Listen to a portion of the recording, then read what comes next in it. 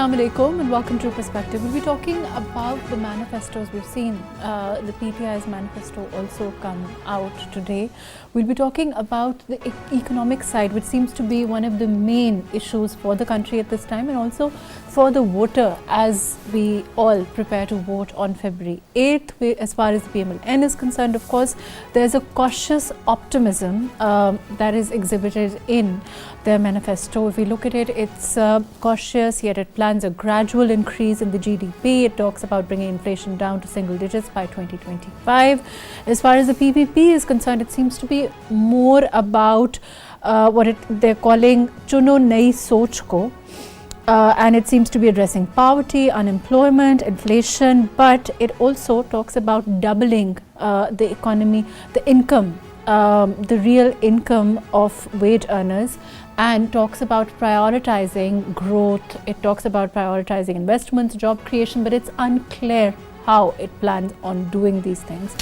As far as the PTI's manifesto is concerned, again, it is quite extensive, but the real question is it implementable, and does the party have the kind of team that will be needed to bring about these initiatives, to bring about these changes that they talk about in their manifesto? All of that today on Perspective. A little later on, we'll also be talking about the election preps, and of course, Bilawal Bhutto Zardari's constant jibes at PMLN. The response we've also seen the former Prime Minister Shehbaz Sharif Saab give to that a little bit later on, that side of politics. Usman Chohan Saab here. Usman Saab, how, when we talk about manifestos, what Dr. Khakan is saying, the detail of it, how practical is it to have that kind of detail in manifestos? Isn't it a lot of, at least some part of it, not a lot, is about politicking, no? Well said. You know that manifestos are aspirational to a large extent, but the more grounding in reality they have, the more they will be able to persuade the key stakeholders. And one stakeholder that you have mentioned correctly is the IMF. The standby agreement with the IMF determines the trajectory of our economic recovery. So if we put ourselves in the position of an IMF official looking at these manifestos and then seeing how they would cohere with the standby agreement stipulations, I think that the IMF official would find these manifestos hilarious. He would find them hilarious because they are making promises, one party in particular more than others, that would be catastrophic for the fiscal deficit as well as for the overall fiscal stability. Do you think the PMLN's manifesto is perhaps more realistic than other parties?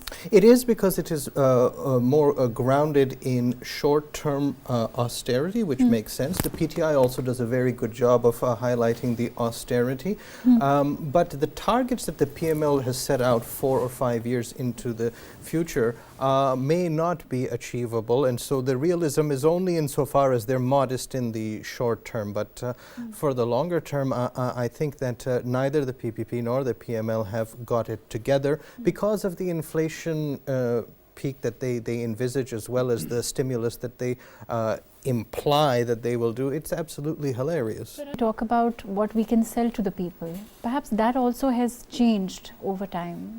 What we can now say to the people is perhaps not something that we could have said 5 years ago. Isn't that true? Absolutely. It's a very good point, and it's a unusual synthesis of what Faraz Saab said and what Dr. Khakan said, where yes, they are illiterate.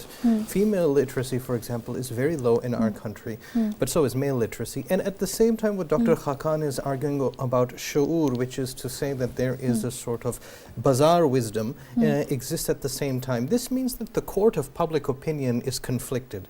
And like you have correctly mentioned, it is actually difficult to persuade the ordinary voter today with pies in the sky. And therefore you see a reduction in at least 2 of the parties' wild promises. One seems to go really over the top, but the 2 of the parties know that at the same time as they make promises for better things, one is focusing on reviving business, the other one is focusing on social protection, but the other 2 don't make grandiose promises, and at least one of them is actually strongly arguing for austerity. And I think this is very important, because the austerity it's saying is rationalizing government, which is to say that you cannot have public value creation with the size of government because it simply wouldn't be feasible with the taxation base. So at least there is economic thinking imbued in some of the discourse, found in the manifestos, and so you're right. Right. Usman sir, I also want to go into on, we have little time left to talk about what Bilal Bhutto Zardari is saying. He's talking about a debate, a televised debate, while that is a tradition elsewhere all over the world. It's something that hasn't been done, and we've seen a reaction also from the former Prime Minister Shehbaz Sharif Sahab when he says that the political atmosphere shouldn't be fueled in this manner. And perhaps, there should be an agreement. He talks about the Charter of Democracy, to which, of course, we've had a response from Bilal Bhutto Zardari. How do you look at that? It's a very interesting point. There is a pro and a con to this. The pro is that if you recall the Kennedy debate in 1960, where this tradition really started, it was radio before that.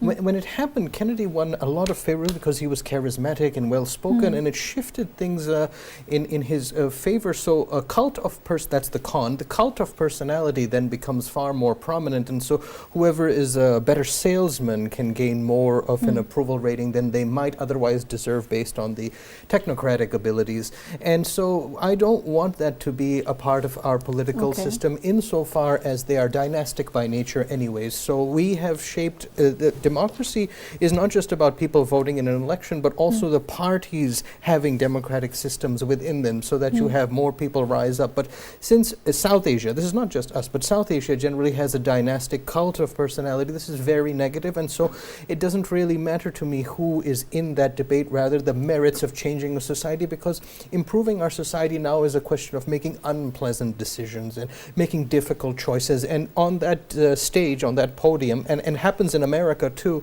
it's very hard to persuade the people that we will have to give the sacrifices that we actually will have to give. But also, are we talking about a different kind of audience?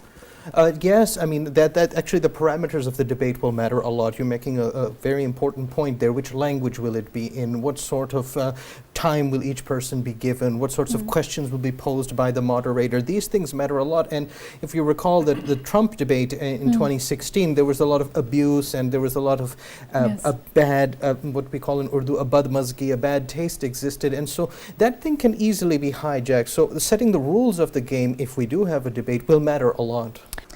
Usman Sahab, do you think it's because, do you think the PMLN largely feels that with the past experience of governance with, for example, the PTI, also, earlier perhaps PPP, at this time they feel that they are the strongest party because in terms of how the economy was doing when they were in power, in terms of, like I said, the development in infrastructure, they have those things to sell to the people. Yes, there is that advantage. They have a lot of competent people in their party who can drive this, but that is also at the same time a sleight of hand. And the sleight of hand is that the development model in Pakistan, particularly after 1972, has been driven by consumption. This is particularly true after the 90s. And so you and I, the three of us actually sitting together, can overinflate consumption in Pakistan, and it would come through importing a lot of things based on debt from the IMF, and we can make the GDP look artificially good. But in fact, what we need is the structural reform that all of us have said previously, and that requires actually investment-driven stuff. So actually, yes, the track record is good, but Pakistan's economic model itself cannot be a consumption-fueled, import-based thing. And so the deeper inquiry is not something, unfortunately, that young people or the public at large are aware of. And so we have to look critically at what the development assumptions are for the country when we look at, quote, good track records. The coalition government, there's by and large agreement that they have to pay that political cost, and it will be divided among the main political parties, then perhaps we will see a step in that direction, no? Yes, that's a very solid argument, but it is premised on one thing, and I hope it is true, is that there won't be blame shifting, because having a coalition government has an advantage and a disadvantage. The advantage is that together a common price can be paid to make tough things in the better national, greater national interest. The con is that in some countries, this is not so true for Pakistan, but it's particularly true for other developing countries, that blame shifting happens in coalition arrangements where then nobody takes the responsibility, and it speaks to what Faraz Saab just said. Nobody then takes that head on, and instead passes that those were part of our system and so they didn't take the tough choice. And we're seeing a little bit of that already. Thank you so much for being with us. Unfortunately, that's all the time that we have. Thank you for joining us, Dr. Khaqan Najib. Thank you for being with us, Usman Chohan. Thank you for joining us, Faraz Ali Khan. Thank you for being with us today. When we talk about manifestos, of course, there's a reality of politicking, and that is certainly there. But then, on the other hand, there's also a cognizance by all political parties, the reality of the challenges being faced by the common man. And that is a welcome step. Of course, preparedness and how prepared each party is for governance has become an issue in the past, and let's hope that whenever and whoever comes into power is prepared for the challenges of governance. Thank you so much for joining us today on Perspective.